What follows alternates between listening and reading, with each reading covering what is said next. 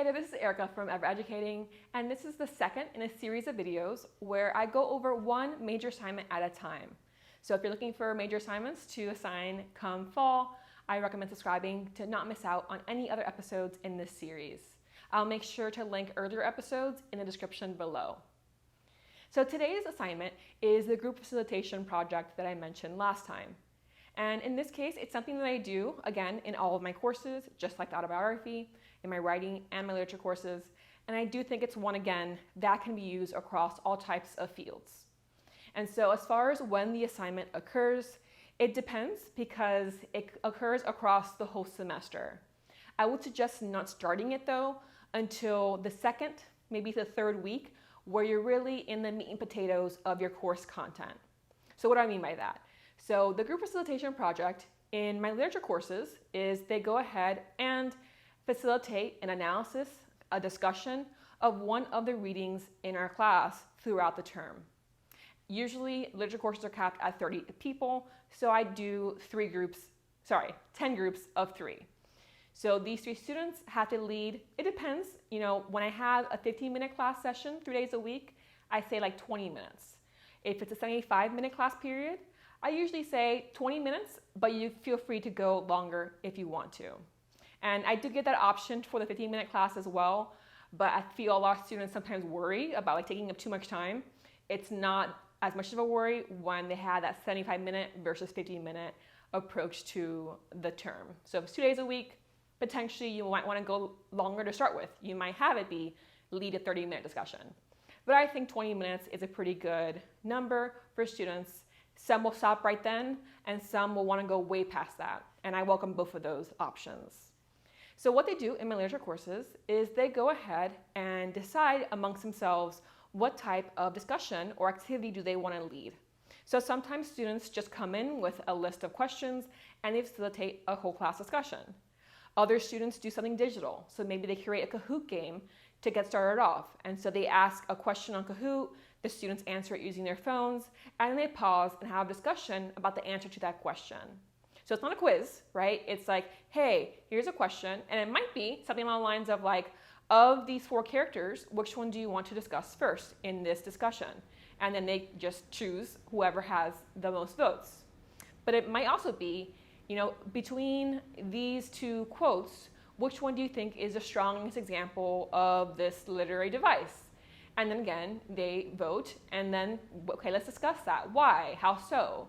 And so some students do Kahoot, like I said. Some students do Pear Deck to get anonymous responses live from students in case students aren't as comfortable speaking verbally aloud. Maybe they're going to type something out, and then it's projected on the screen. Other students do small activities, so small group activities, and then the large group. In this case, I do advise them to make sure the small group activities aren't too long. So if it's a 20-minute activity that they have to do, right, as for the course, then maybe the small group part is only 5 minutes, and then the whole class discussion is 15.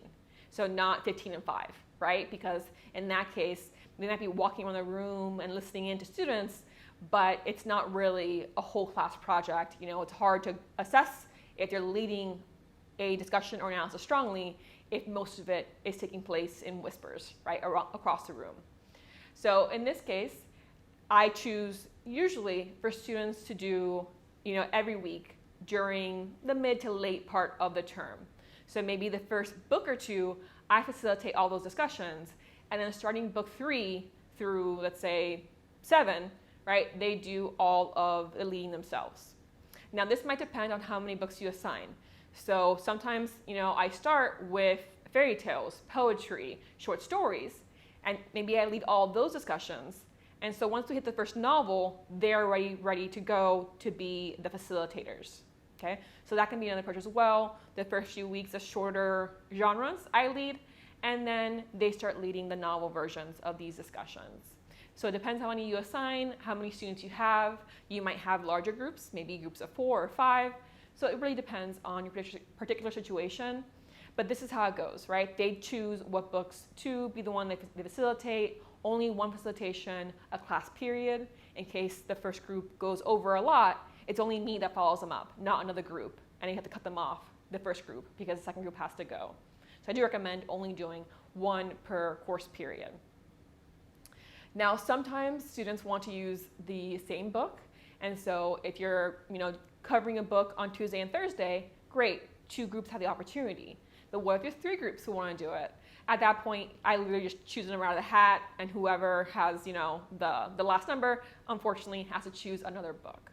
So sometimes they're fighting over the same novel. In that case, you just kind of randomize who has a chance to do it, and the other ones just have to choose another one instead. So that's the assignment, right? Now, usually there's multiple parts to this assignment. They turn in their agenda. So what's your plan for these 20 minutes? I want to know that you're actually planning out how much time you're going to take for each element of your activity. Then they lead the facilitation, they lead the discussion, and then afterward, they submit a reflection on how the activity went. So the plan, they submit to me as a group, 1 per all 3 students. But the reflection, they each do individually.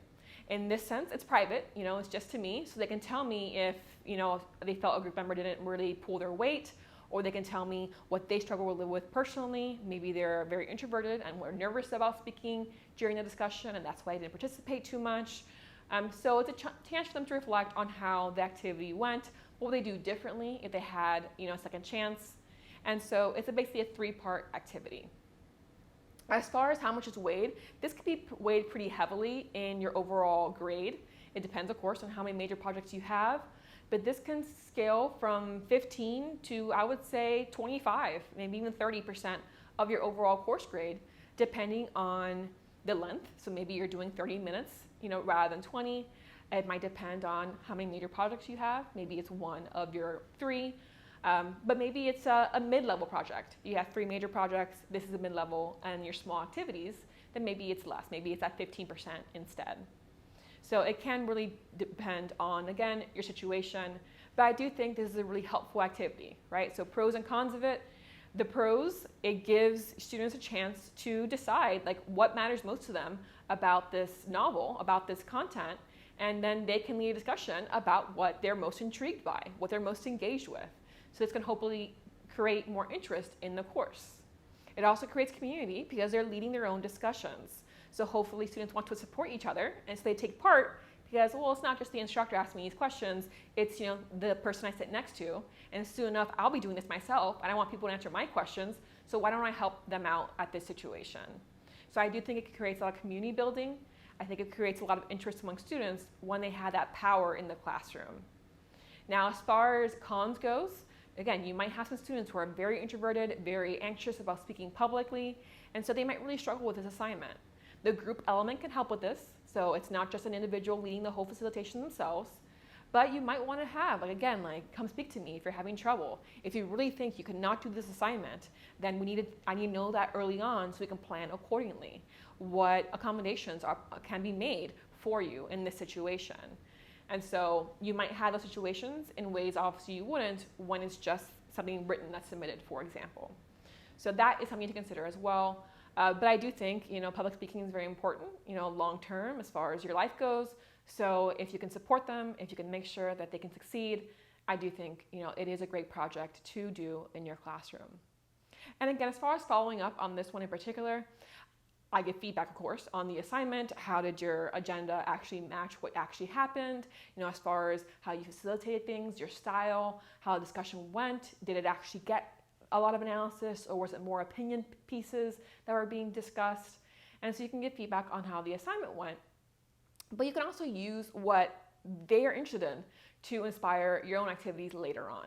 So maybe you have this 20-minute discussion that happens first in your class, and you realize, okay, there was a lot of interest in this particular plot line.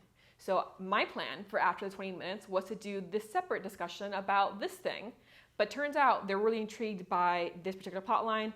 I'm going to shift my facilitation of the rest of the class period to focus more on that, and then we'll branch off if we have time.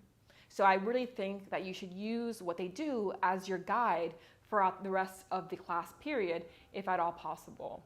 I think students will really appreciate this. And again, sometimes you have to help them dive deeper into what was already discussed if it was very opinion-based. But other times, it's just a great jump-off point. All that was fantastic. Let's talk even more about this thing, and then branch off into these other areas as well. So do use it to your follow through for the rest of the class period. So again, this is just another assignment. It'll be part of a series coming up. There are things like primary research papers, secondary research papers, multimedia projects, adaptations, and more. If you want to watch the autobiography assignment that I talked about last week, that is linked below. And if you watch this video and like, okay, well, yes, it makes sense for when you're doing a literature course, but what about my other courses? I do think it basically can work the same way as far as any content reading, right? Or maybe video watching, whatever it is you're assigning, that your class does. So it doesn't have to just be analyzing a novel. It might be, okay, we're in a sociology class and we're learning about these various theorists and their theories. Great. You're facilitating a discussion of this theorist, right? Discuss for 15 minutes or 20 minutes what the takeaways are from this particular theories of, this time period or of this group or of this person, right? Help us analyze how this theory has been used across time, how it can be applied currently to different cultures, whatever the case may be. Or maybe you're in, a physics class. Again, we're learning concepts about physics. Each of your groups are going to choose a concept and you're going to lead a discussion about it. And so this can be beginner stuff. You don't have to be an expert, but you're going to get us started on discussing the concept of gravity, or again, whatever the case may be. So it's not just novels, right? This is any major concept in your class. They facilitate a discussion of it, and then you follow through on that discussion once they're done. So click like if you enjoyed this video, comment if you have any thoughts on it, and I'll see you next time with a new video. So subscribe to not miss out on that future content.